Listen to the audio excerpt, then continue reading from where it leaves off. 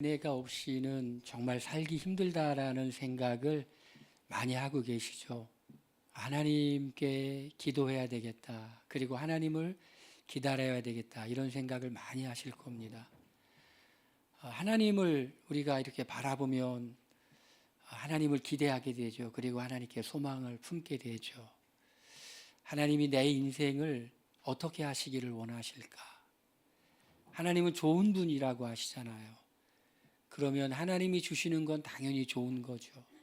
그러니 우리는 때로는 우리 보기에 못마땅한 것도 알고 보면 하나님이 나를 좋게 하려고 하는 것이고, 우리 눈에 보기에 좋은 것도 하나님이 우리를 좋게 하려고 하는 것이다. 이런 믿음의 눈이 있어야만이 우리는 감사할 수 있을 것 같아요. 감사는 정말 좋은 거죠. 감사는 관계를 참 좋게 해요. 하나님과 우리와의 관계를 좋게 하고 사람과의 관계도 참 좋게 해요. 여러분이 누구를 만났을 때 그 사람에게 감사할 것이 있다고 생각하면 꼭 그 감사를 표현해 주시길 바라요.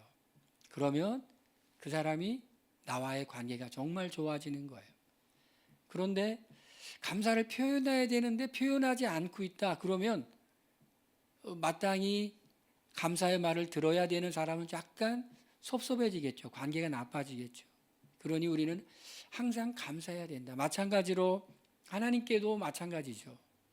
제가 이렇게 감사와 회개의 기도를 이렇게 드리는 시간에 문득 생각해 보니까 감사는 하나님과의 관계를 좋게 하는데, 감사는 불평을 이기는 건데 얼마나 많이 내가 이번 주간에 감사했을까, 그런 생각이 들면서 감사를 많이 못한 것을 또 회개하게 되더라고요.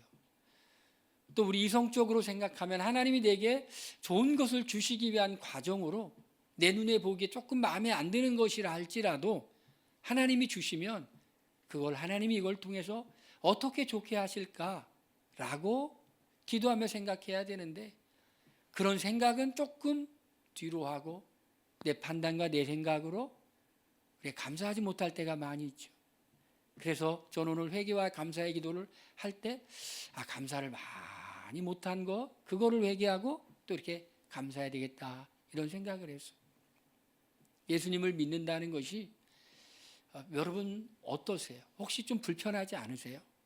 저는 성령의 인도를 따라 산상수훈을 이렇게 설교를 하고 우리가 우리의 착한 행실을 통해 하나님께 영광을 돌린다는 말씀, 이 말씀을 올 한 해 우리 교회에 주시는 말씀이라고 생각하고 살아가려고 하고 설교하니 불편한 일이 점점 더 많아지는 것 같아요. 왜냐하면 내 마음대로 못 사니까 불편해요. 내 하고 싶은 대로 못하니까 참 불편해요. 우리가 예수님을 잘 믿는다는 건요, 약간의 불편함이 있어요. 그런데 그 불편함이 잠깐 불편하지만 하나님의 뜻에 우리의 생각과 뜻을 내려놓는 과정이거든요. 그 시간이 지나면 좋은 거예요. 운동을 이렇게 자기 마음대로 치다가, 자기 마음대로 하다가 전문적인 선생님, 코치로부터 운동을 배울 때 힘든 게 뭐냐면요, 내 마음대로 하던 것을 고쳐야 되는데 고치는 과정이 힘들어요. 고치는 과정에는 좀 잘 안 돼요. 새로운 폼을 배워야 되기 때문에. 옛날대로 하면 당장은 좋은데 진보가 전혀 없어요. 고쳐야 돼요. 제 친구가 이제 회사를 은퇴를 했다고 그래요. 그래서 뭐 하는가 그렇게 안부 전화를 하는데, 요즘에 아침에는 일찍 헬스클럽 가고 저녁 때는 바람 쐬고 저녁에는 당구 가르쳐 주는데 등록해서 당구를 배운대요. 그런데 당구를 가르쳐 주는 선생님이 자기에게는 별로 관심이 없고 아줌마들만 열심히 가르쳐 준다고 투덜대더라고요. 뭐 하냐 그랬더니 아주 기본적인 거 하라고 하는데 그냥 막 이렇게 입이 좀 나와가지고 그냥 하라는 대로 안 하고 지 맘대로 하는 것 같아요. 그래서 제가 얘기했어요. 하라는 대로 해야지 나중에 는다고. 하나님 말씀이 우리를 이렇게 불편하게 할 때가 참 많아요. 내가 하고 싶은 대로 해야 되는데 성령은 그걸 원치를 않으시다는 것을 우리가 기도하고 말씀을 통독하면 더 느껴요. 그래서 이거 하지 말아야 되겠다. 제가 지난주에 주기도문을 설교를 했죠. 그리고는 그 말씀대로 기도하기 위해서 또 기도할 때 그 주기도문의 순서에 의해서 이렇게 기도를 하는 걸 훈련하고 있어요. 그렇게 기도했더니 제가 금요일 날 저녁에 기도하는데 하나님이 제가 뭔가 바꾸기 원하는 것을 이렇게 마음속에 생각이 나게 해주세요. 그래가지고 회개를 하고 바꾸겠습니다. 차를 타고 가는데 제가 우리 차 같이 타고 가는 사람한테 말했어요. 내 기도하는데 하나님 이런 마음을 주셨다고 하니까 똑같은 마음을 품었다고 하더라고요. 여러분 제 얼굴을 보세요. 제가 이렇게 말을 함부로 하고 욕할 사람으로 보여요? 안 보여요? 안 보이죠? 그런데 제가 가끔 가다가 나쁜 사람들을 보면 욕을 이렇게 해줘요. 그러면 주위에 있는 사람들이 너무 좋아해요. 너무 좋아해. 저 나쁜 이렇게 하면 주위에 있는 사람 너무 좋아해. 신나요. 왜 그럴까요? 자기들이 욕을 해야 되는데 욕을 안 하고 있거든요. 근데 내가 해주니까 대신 해주니까 너무 속이 후련해가지고 저를 너무 좋아해요. 그런데 기도를 하는데 나쁜 사람이라도 욕을 하지 마라. 이 마음이 드는 거예요. 내가 인기 있는데 내가 가끔가다 한마디 그 나쁜 딱 하면 다 웃고 좋아하는데 이거마저 하나님이 하지 말라면 나는 어떻게 스트레스를 풀지? 그런데 하나님이 하지 마라 그러더라고요. 우리가 하나님의 말씀대로 살아가는 것이 불편합니다. 그래서 산상수훈의 가운데 뭐가 있다고요? 기도하는 법을 가르쳐 주신 거예요. 산상수훈이 마태복음 5장부터 7장까지 있는데 참 이 말씀을 순종하기가 참 어려워요. 얼마나 어려운지 어떤 사람들은 이것은 이 땅에서 인간이 지킬 수 있는 윤리가 아니야.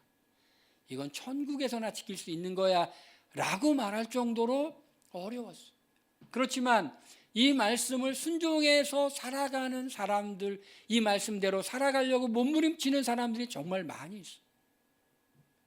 하나님의 말씀은 우리를 불편하게 만들어요. 불편하게 만들지만 그 불편하게 하는 것이 우리를 나쁘게 하기 위한 것이 결코 아니라는 것이. 탁구를 배울 때 내가 막 쳤다가 좋은 선생님 만나서 폼 배우면 앞으로 쭉 느는 것처럼 하나님 말씀은 막 살지 못하게 만들어요. 하나님의 은혜대로 하나님의 뜻대로 살도록 이렇게 만드는 거예요. 우리가 말씀대로 살려고 하는 것이 불편하고 그럴 때 하나님이 우리 마음 가운데 뭔가 생각나게 하실 때 무시하지 마세요. 그러면 늦어지는 거예요. 무시하지 말고 순종하고 한 걸음 한 걸음 한 걸음 이렇게 나아가게 되면 믿음의 진보를 이루고 있을 뿐만 아니라 우리의 마음이 기쁨이 찾아와요. 은혜가 찾아와요. 하나님이 이렇게 처음에는 폼을 바꾸느라고 힘들지만 나중에는 그 폼을 다 바꾸고 나면 정말 탁구를 잘 치는 것처럼 그 과정은 힘들지만 그 과정을 통과하고 나면 하나님이 그거에 대한 충분한 대가를 주세요. 말씀대로 살려고 하는 거 불편할 수 있지만 그렇게 사는 것이 우리에게는 축복이고 정말 그 안에 성령이 있는 사람은 그렇게 살려고 하는 것이 불편하지만 그렇게 살았을 때 하나님이 그 마음 가운데 뭐를 주시냐면은 참 은혜를 주세요. 내가 너를 기뻐한다. 내가 너를 사랑한다. 라고 하는 그런 확신을 주세요. 오늘은 누가 주인인가 라는 본문이에요. 오늘 말씀은 오늘 말씀의 가운데 부분은 누가 주인이냐고 이렇게 질문하고 있어요. 한 사람이 두 주인을 섬기지 못할 것이니 혹 이를 미워하고 저를 사랑하거나 혹 이를 중히 여기고 저를 경히 여김이라 너희가 하나님과 재물을 겸하여 섬기지 못할 것이다. 섬기지 못한다라는 말은 누가 주인이냐라는 것입니다. 제가 여러분에게 하나님이 여러분의 주인이십니까? 아니면 물질이 여러분의 주인이십니까? 라고 묻는다면 여러분들은 당연히 하나님이 내 인생의 주인이다라고 말할 거예요. 정말 그럴까요? 제가 오늘 설교하는 내용을 통해 내가 정말 하나님이 주인인지 아니면 물질이 주인인지 한번 스스로 한번 생각해 보세요. 러시아의 문학가 얘기하려면 혀가 이렇게 잘 안 돌아가. 도스토옙스키가 이런 말을 했대요. 사람이 제일 행복할 때는 언제냐면 자유가 있을 때라고 그래요. 그런데 사람이 자유롭게 살려면 돈이 있어야 된다라는 것이에요. 여러분 동의하시죠? 돈이 있으면 자유롭잖아요. 돈이 있으면 여행 갈 때 그렇게 신경 안 써도 돼요. 비행기를 타고 가는데 1등석 타고 가고요. 그리고 호텔 좋은데 하면 돼요. 근데 돈이 많지 않으니 저렴한 비행기 타고 가고 그리고 이코노믹 석 앉아야 되고 가서도 가성비 좋은 숙소를 막 골라야 되죠. 불편하죠.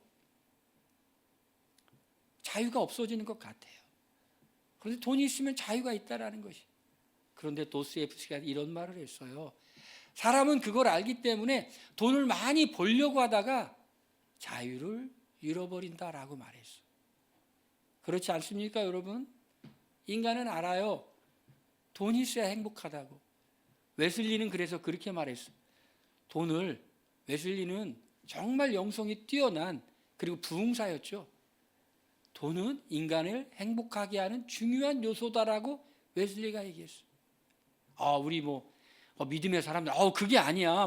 하나님 만나는 게 최고 행복이야. 이렇게 말했을 것 같은데 웨슬리는 그렇게 말하지 않았어요. 돈은 인간을 행복하게 하는 중요한 요소예요. 돈을 벌 수 있을 만큼 벌어. 그렇지만 쓰는 것은 잘 써야 돼. 그리고 버는 것도 잘 벌어야 돼. 이런 얘기를 했어요. 돈이라는 것은 우리가 살아가는 데 있어서 정말 중요한 요소예요. 돈 필요 없어. 돈 보지 말고 하나님만 바라봐. 라고 말할 수는 있지만 사실은 그렇지 않죠. 현실의 문제죠. 돈이라는 건 굉장히 현실적인 것이. 이 현실적인 것에 대해서 우리가 어떤 성경적인 관점을 가져야 될까? 성경적인 관점을 가질 뿐만 아니라 우리가 성경적인 관점으로 살아가면 하나님이 과연 책임져 주실까? 내가 성경적 관점으로 살아가는데 하나님이 안 책임져 주시면 어떡하지? 의심이 들 수도 있어요. 누가 주인이냐? 질문하고 있습니다. 돈이 주인이냐? 하나님이 주인이냐? 뭘 보면 알을까요? 돈이 있을 때와 돈이 없을 때 어떻게 행동하는가를 보면 그 사람이 하나님이 주인인지 물질이 주인지를 알 수가 있어요. 돈이 있을 때 오늘 말씀을 보니까 이렇게 돼 있어요. 재물이 있을 때 너희를 위하여 보물을 땅에 쌓아두지 말라. 거기는 좀과 동록이 하며 도둑이 구멍을 뚫고 도둑질하느니라. 오직 너희를 위하여 보물을 하늘에 쌓아두라. 재물이 주인인 사람은 돈이 있을 때 어떻게 할까요? 그것을 땅에 쌓아둔다라는 것이에요. 쌓아둔다. 하늘에 쌓아둔다. 땅에 쌓아둔다. 그런데 하나님이 주인인 사람은 재물을 어디다 쌓아놔요? 하늘에 쌓아둔다. 도대체 쌓아놓는 게 뭘까? 땅에 쌓아놓는다라는 말은 쉽게 이해가 되죠? 어떻게 하는 게 땅에 쌓아놓는 걸까요? 땅에 쌓아놓는 건 간단하죠? 돈이 있으면 땅을 사면 땅에 쌓아놓는 거겠죠. 그렇죠? 돈이 있으면 재투자해서 주식을 좀 잔뜩 사면 땅에 쌓아놓는 거겠죠. 돈이 있으면 요즘 유행하는 코인에 잔뜩 사는 게 땅에 쌓아두는 거겠죠. 그러면 하늘에 쌓아두는 것은 무엇일까? 쌓아둔다라고 하는 것은 하나님의 뜻대로 사용한다라는 것이. 땅에 쌓아둔다라는 것은 내 마음대로 사용하는 것이고 하늘에 쌓아둔다는 것은 하나님의 뜻대로 사용하는 것. 그러니까 재물이 주인인 사람은 재물이 있을 때 어떻게 하냐? 내 마음대로 쌓아둔다. 하나님이 주인인 사람은 하나님의 뜻대로 사용한다라는 것이. 이게 하나님이 주인인 사람과 재물이 주인인 사람이 다른 거예요. 그러면 우리 그리스도인들은 보험을 들면 안 되나요? 우리 그리스도인들은 저금을 하면 안 되나요? 우리 그리스도인들은 땅을 사면 안 되나요? 성경은 안 된다고 말하고 있는 건 아니에요. 성경은 사유재산을 인정하고 있잖아요.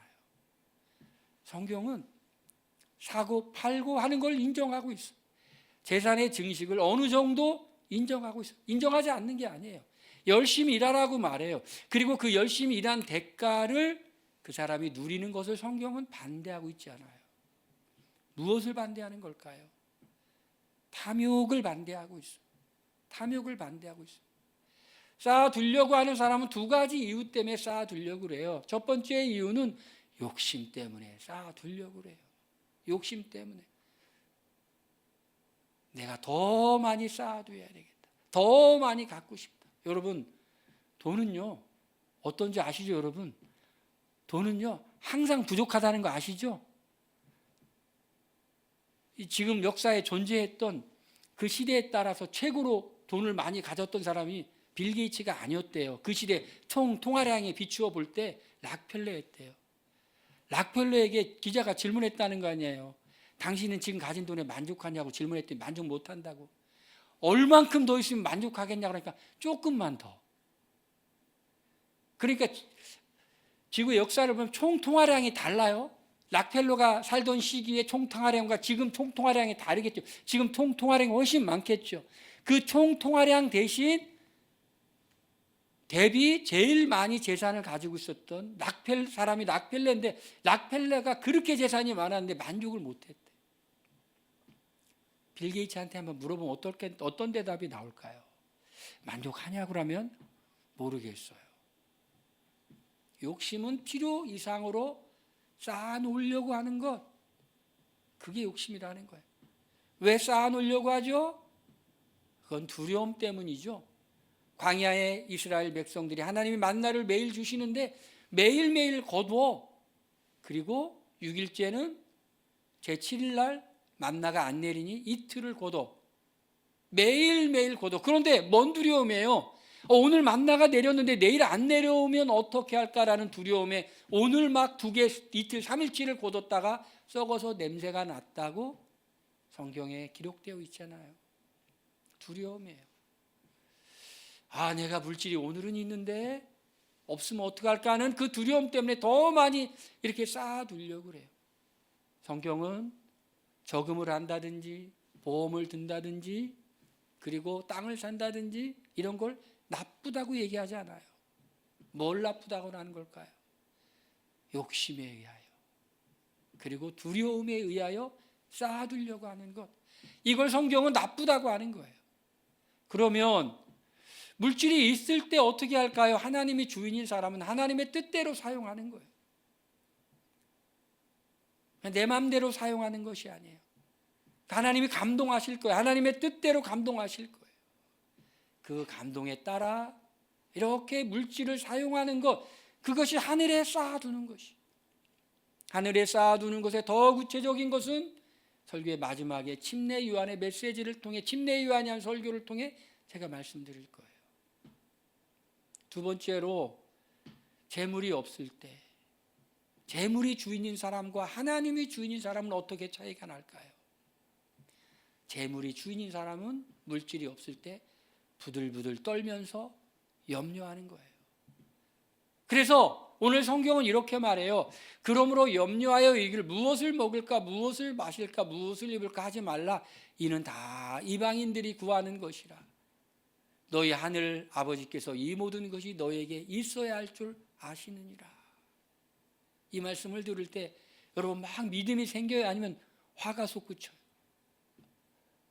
내가 필요한 거 있었는데 그때 하나님이 왜 그때 안 주셨을까? 필요한 거 다 준다고 그랬는데 안 주셨을까? 여러분 그러신 적 혹시 있으세요? 그럴 수도 있어요. 그런데 하나님은 우리에게 주시는데 필요한 때 필요한 만큼 주신다라는 것이. 중요한 게 뭐냐? 삶의 분명한 태도예요. 나는 없는데, 내 필요한 거 있는데, 오늘도 제가 우리 누구한테 혼났어요. 내가 그냥 농담으로 한 말인데 차 타고 오는데 한마디 했더니 엄청 혼내키더라고요. BMW 7시리즈가 쭉 가길래 저거 탔으면 좋겠다고 그랬더니 누군가가 나를 또 무지하게 혼내더라. 나 농담이었는데 멀쩡한 차도 왜 저런 걸 원하냐고 막 무지하게 혼내서 농담이라고 말도 못하고 농담이었어요. 여러분, 이 정말 사람이 하나님에 대한 신뢰가 없으면 염려하게 되죠. 삶의 중요한 태도예요.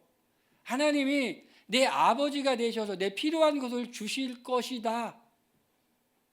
근데 그게 당장 아닐 수 있어. 하나님이 더 좋은 것을 주시기 위해서. 언젠가 그 다니엘 기도회를 이렇게 보고 있는데 거기에 그 배달의 민족인가? 그 만들었던 그 설립자가 간증을 하더라고요. 하는 거마다 안 됐대요. 교회 열심히 다니는 사람인데 하는 거마다 안 됐대. 너무 가난했대. 그래서 배달을 다녔대요. 그러다가 그것을 창업했대요. 그랬다라는 거예요. 지금 당장 공급함이 없는 것 같고 막 어렵고 힘들고 그래서 배달했는데 거기서 그거 했다라는 것이 그걸로 사업했다라는 거예요. 다니엘 기도회에 그 사람이 나와서 얘기하더라고요. 그 교회 목사님이 얘기하더라고요. 우리는 돈이 없을 때 염려하죠. 근데 성경은 염려하지 말라라고 말해요. 그러니까 돈이 주인인 사람은 돈이 없을 때 막 염려하는 거예요. 하나님이 주인인 사람은 돈이 없을 때 어떻게 할까요? 하나님이 주인인 사람은 돈이 없을 때 어떻게 하냐면 이렇게 해요. 그런즉 너희는 먼저 그의 나라와 그의 의를 구하라. 그리하면 이 모든 것을 너희에게 더하시리라. 하나님이 주인인 사람은 돈이 없는데 어떻게 하냐면 먼저 그의 나라와 그의 의를 구하는 거예요. 먼저 삶의 우선순위.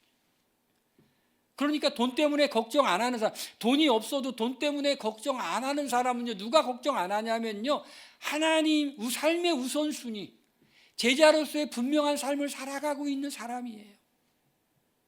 이런 사람은 하나님을 신뢰하기 때문에 내가 지금 당장 필요한 것이 없어도 그러나 하나님께서 내가 하나님의 뜻에 맞게 살아가면 하나님이 채워주실 거라는 믿음으로 살아가는 거예요.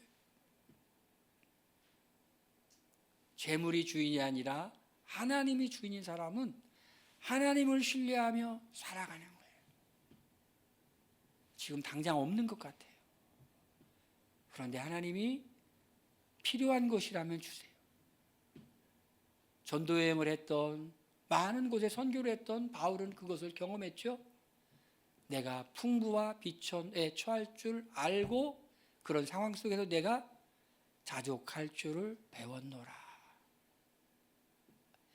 진실한 그리스도인의 삶은 하나님과 동행하는 그런 삶이에요.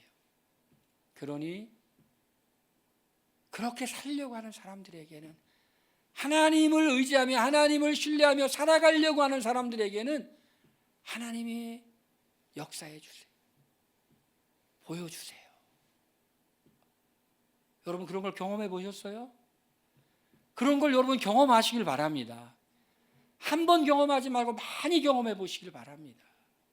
아주 많이 경험해 보시길 바랍니다. 여러분들이 하나님께 필요한 것을 구할 때 하나님이 이렇게 알아서 채워주시는 것, 그걸 여러분 경험해 보시길 바랍니다. 그냥 풍성하게 한꺼번에 통장에 확 주님이 주시면 여러분들이 할렐루야 하면서 필요할 때마다 꺼냈을까요? 아니면 한꺼번에 탁 주면 필요할 때마다 꺼내 쓰는 것이 아니라 그걸 불리려고 할까요, 여러분? 네 평생 쓸 돈 내 통장에 넣어줄 테니까 너 딴 거 그냥 필요할 때마다 써. 그러면 그거 그래요 필요할 때마다 이렇게 따박따박 쓸까? 아니면 이거 가지고 뭐 할까? 제주도를 가서 한번 요즘 어디가 뜨는 데일까? 뭐를 투자해야 되나? 뭘 재테크해야 되나? 어떻게 하실 것 같아요, 여러분? 하나님은 여러분을 잘 아시기 때문에 때에 맞게 공급하신다라는 것이. 그러면 우리가 마지막으로 우리가 어떻게 살아야 될까? 침례 요한이, 여러분 지금 성경 통독하면 복음서 있잖아요. 침례 요한이 빈들에 있을 때 여호와의 말씀이 침례 요한이 빈들에 있을 때 임했다. 저 그 말씀 너무 은혜 받았어. 제가 금요일날 잠깐 설교하긴 했는데 여호와의 말씀이 빈들에 있는 요한에게 임했다라는 것이, 하나님의 말씀. 빈들이 어디예요? 빈들. 하나님만 바라보는 그 곳이 빈들이에요. 하나님만 바라보는 곳이 빈들이에요. 예루살렘에 있는 성전에 있는 가야바와 안나스 종교 지도자들에게 임한 게 아니에요. 빈들. 하나님만 바라봐야 되는 그 부들부들한 그 빈들, 광야.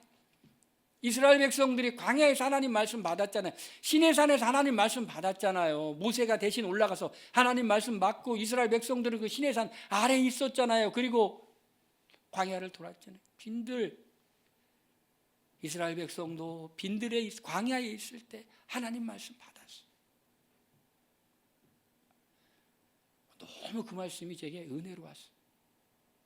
우리가 정말 우리에게 이 계시는 완성된 성경으로 우리에게 주어졌지만 이 말씀이 정말 우리 가운데 생생하게 은혜로 다가오기 위해서는 우리가 빈들에 있어야 되는구나. 그런데 이 빈들은 뭘까? 심령이 가난한 거, 하나님만 의지하는 거, 소망이 다른 데 있는 데가 아니에요. 하나님의 말씀이 임하는 곳에 소망이 있어요. 마귀가 예수님을 시험하죠. 돌로 떡덩이를 만들려고 할 때 예수님 이렇게 말씀하시죠. 사람이 떡으로만 사는 게 아니라 하나님의 입에서 나오는 모든 말씀으로 살아. 우선순위를 말하는 거예요. 밥 안 먹어도 살 수 있다는 얘기가 아니라 하나님의 말씀이 우선이라는 거예요. 우선이라는 거예요. 빈들에 있는 요한에게 하나님의 말씀이 임해서 요한이 하나님의 말씀을 전해요. 그런데 회개하라고 전해요. 회개하라 막 전해요. 그런데 뭘 도대체 회개하라는 거야? 요한이 전한 그 설교의 내용을 봤더니 이런 거예요. 옷 2벌 있는 자는 없는 자에게 주고 먹을 것 있는 자도 주고 그러는 것이에요. 문자적으로 옷 2벌 있으면 주라는 게 아니죠. 옛날에는 옷이 정말 귀했어요. 그래서 이 겉옷은 옷이기도 하지만 이불이기도 했어요. 그거 2개 있는 사람이 드물었어요. 하나밖에 없었어요. 나누어 주라는 거예요. 나누어 주라. 회개하라 라고 말했는데 뭘 회개하라고 하느냐? 인간의 그 탐욕과 욕심으로 가득 찬 그 마음을 회개하라는 것이. 바리새인들이 이렇게 이 요한에게 올 때 이 독사의 자식들아, 회개에 합당한 열매를 맺어라 그럽니다. 제가 가끔가다 이렇게 욕을 가끔가다 했기 때문에 그 말씀, 이 말씀을 보면서 위로를 받았어요. 요한도 독사의 자식이라고 했네.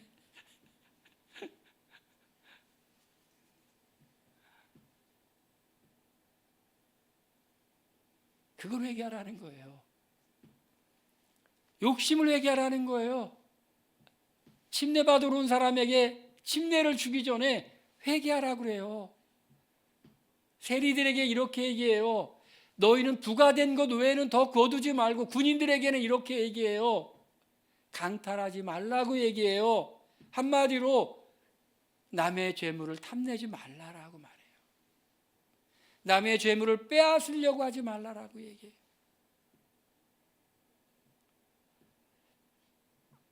남의 재물은 빼앗으려고 하지 말고 나의 재물로 나눌 것이 있으면 나누라고 얘기해요. 3번째로는 요한이 이렇게 얘기해요. 군인들에게 받은 월급을 족한 줄로 알라라고 말해요. 족한 줄로 알아. 족한 것의 반대가 뭐라고요? 조금만 더 줘. 조금만 더. 조금만 더. 여러분 월급 오르셨어요 혹시? 그럼 여러분 한 달 좋아한다고 하죠 사람들이. 그리고 그 다음 달부터 뭐라고 생각한다고요? 조금만 더 오르지. 제가 틀린 말이에요? 여러분 빙긋이 웃으시는 거 보니까 많이 그런 경험이 있으신가 보네요.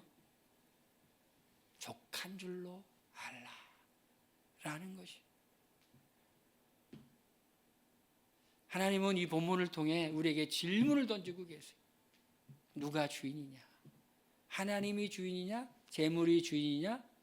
질문을 던진다면 여러분들은 다 하나님이 주인이라고 말을 할 거예요.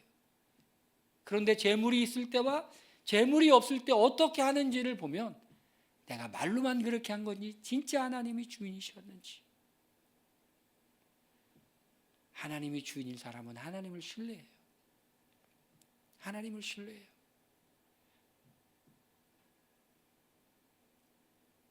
저희 어머님은 진짜 오래 사세요. 근데 10년을 더 살고 싶다고 하세요. 그래서 제가 10년 더 사시면 뭐 하시겠냐고 그랬더니 돈 벌어서 산 밑에 집 짓고 싶대요. 제가 어머니의 소원을 다 이해를 해요. 근데 어머니가 진짜 부러워했던 분이 계세요. 그분은 일찍 돌아가셨어요. 뭐만 하면 막 잘 된다고 막 이렇게 막. 근데 돌아가시기 직전에 돈을 그렇게 많이 해서 벌었는데 당뇨병이 걸려서 일어나지도 못하셨어요. 어머니에게 질문했어요. 어머니 부러우세요? 그 아주머니. 그랬더니 부럽긴 뭐가 부러워, 일어나지도 못하는데.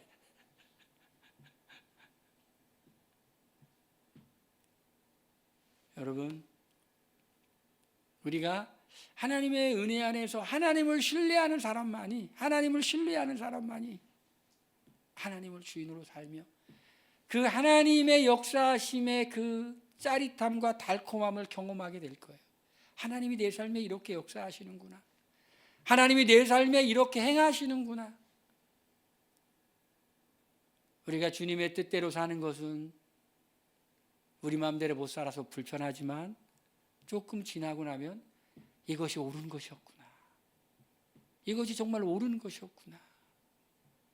그거를 우리가 더 느끼게 돼요. 하나님을 주인으로 인생을 살아가서 하나님을 더 많이 경험하시고 하나님의 은혜를 더 많이 누리시고 하나님이 행하시는 일을 우리의 삶의 주변에 더 많이 보시길 바랍니다. 할렐루야. 우리 시간에 기도하겠습니다. 하나님, 하나님을 주인으로 우리 섬기며 살아가는 인생 되게 하여 주시옵소서. 다 같이 통성으로 기도합니다.